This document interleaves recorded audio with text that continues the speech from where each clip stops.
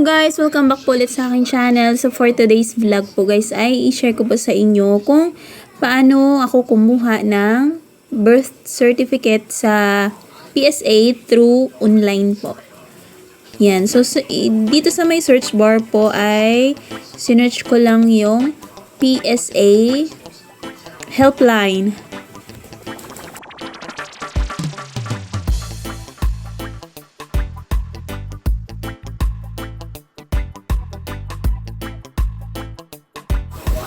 Ayan guys, so yung PSA helpline.ph, ayan po ang kinlik ko. And ito po yung lumabas. Ayan po. So, kinlik lang po yung order now. At dito po guys ay kinlik ko ang birth certificate. Tapos yung dalawang box. So, ang in-order ko po pala guys sa PSA ay birth certificate ng aking mama. Ayan. So, continue. Tapos dito tatanungin ka kung para kanino. So, for someone else.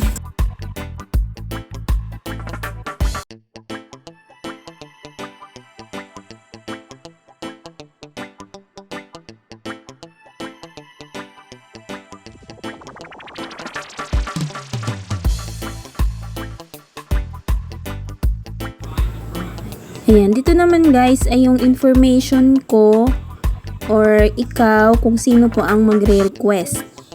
Ayan. So, ito po ang itatanong po nila sa iyo.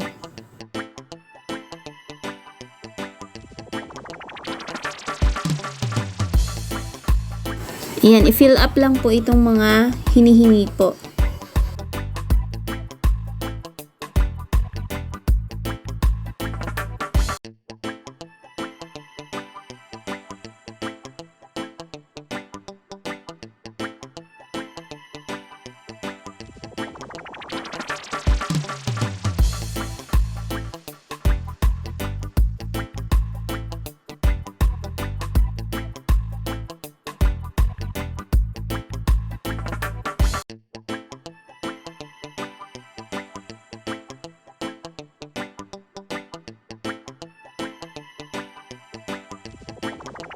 Ang pinili ko pong ID dito ay yung SSS Unified Multipurpose ID. Yan, or ayan po.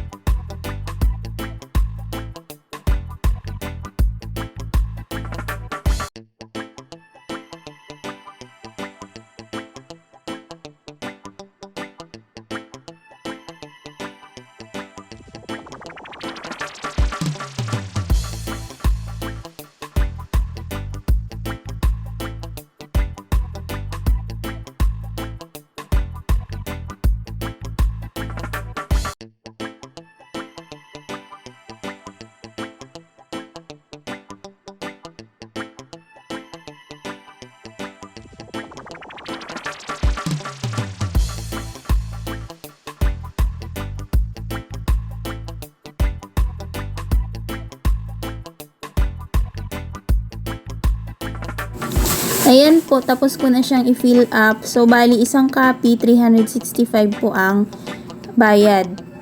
Ayan. Tapos, dito tatanungin kung kayo po ba ang magre-receive or kung may uutusan po kayo. Ayan. Dapat mag-present din po siya ng kanyang valid ID. Tapos, ayan po, merong box. I-check ko lang. Check lang po. And click continue.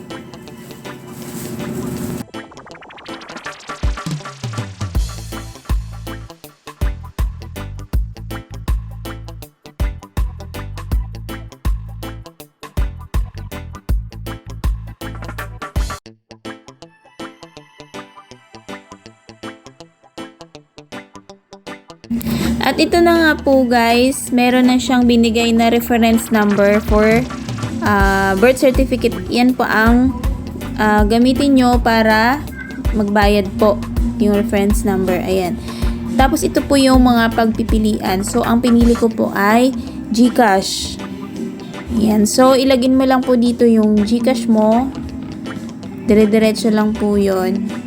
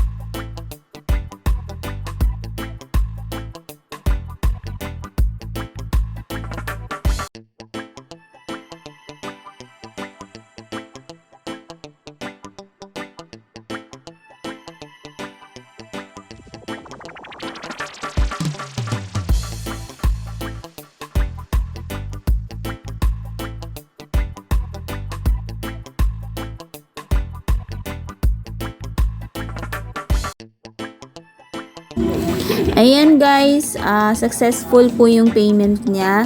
At hintayin na lang po ng 5 to 7 days po ang sinabi.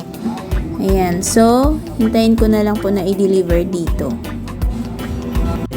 Ayan guys, after 4 days po, ayan, may nag-text na po na i-deliver na po nila yung PSA. Ano lang po siya, 4 days. 4 days lang po siya dumating na. Ayan. So, buksan po natin.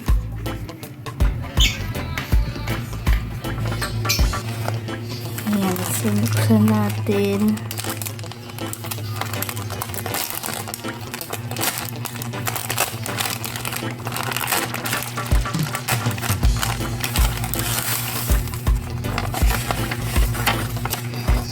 Ayan, so ito siya.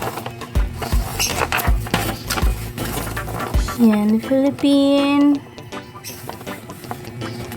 Teleserve. Ayan. So ito na guys. Ayan. Mabilis lang po. Ayan, thank you for watching.